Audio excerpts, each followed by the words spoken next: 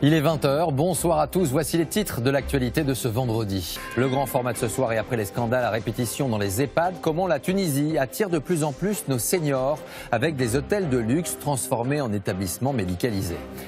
Et les enquêtes sur les maisons de retraite, les EHPAD se multiplient. Elles mettent en évidence dans certains établissements le manque de moyens, la détresse du personnel et des patients et même parfois la maltraitance dont ils sont victimes. Un secteur qui suscite de nombreuses questions ici en France, ce qui pousse certaines familles à faire un choix, celui du départ pour l'étranger, direction la Tunisie où des hôtels de luxe ont été transformés, vous allez le voir, en centre d'accueil médicalisé pour seniors.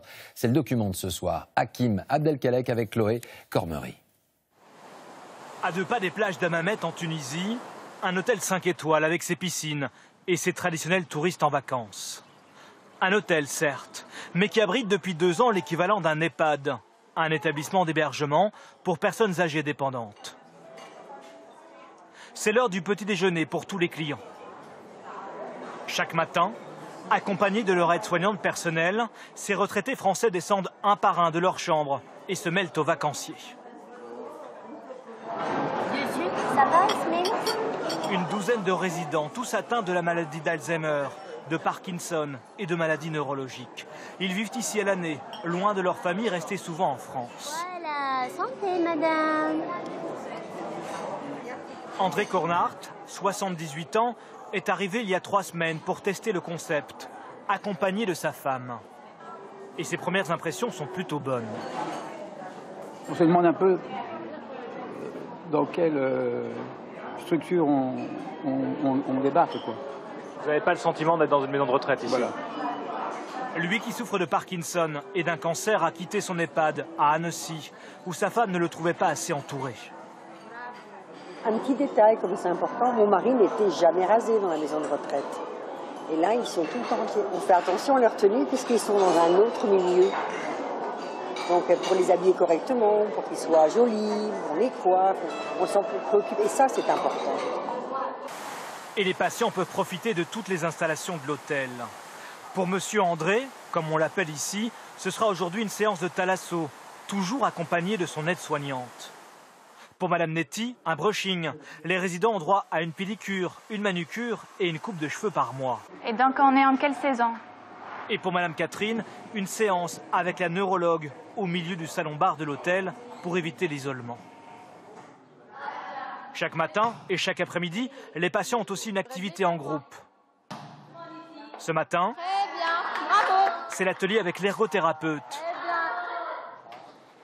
Le tout sous la surveillance d'un médecin qui, chaque jour, bonjour madame. Bonjour. Consulte les résidents dans les chambres d'hôtel. On a introduit des petits vitamines il y a 1 semaine ou quelques jours, donc on va attendre le petit résultat. Après 3 semaines d'essai, la femme de monsieur André a décidé de laisser son mari vivre ici.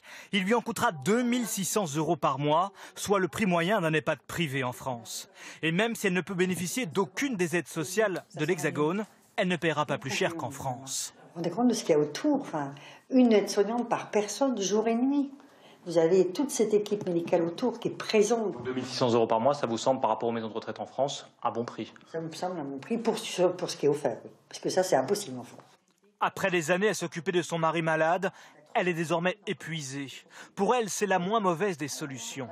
Mais pour monsieur André, le coup est rude. Ma femme me manquera terriblement. C'est la première fois qu'on sera séparés. Je ne sais pas comment je vais réagir.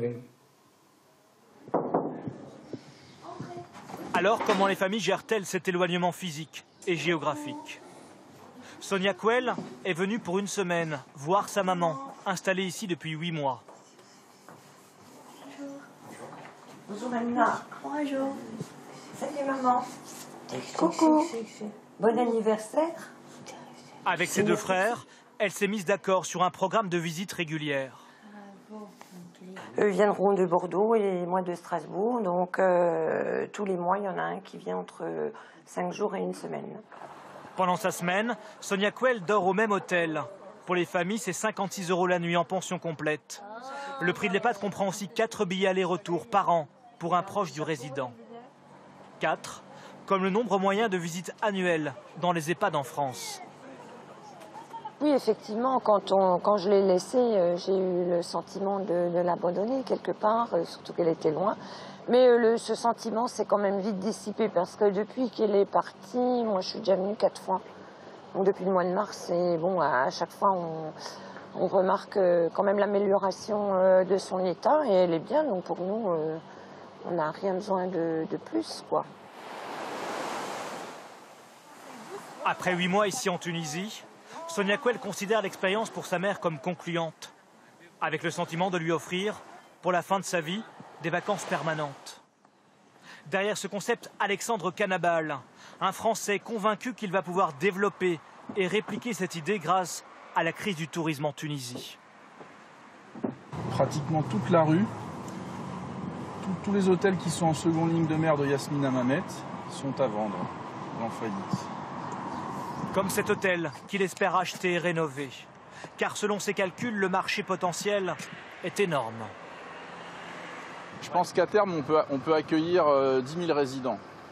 En Tunisie? Oui, francophones. Alors ça peut être des Français, des Belges, des Suisses, mais sans problème. Alors la Tunisie deviendra-t-elle bientôt un EHPAD géant pour les retraités français? En tout cas, les autorités tunisiennes suivent de très près l'avancée de ce projet pilote. Et dans un pays à l'économie fragile, où le taux de chômage atteint les 15%, ce secteur pourrait générer des milliers d'emplois et des dizaines de millions d'euros d'investissement. Voilà pour ce grand format.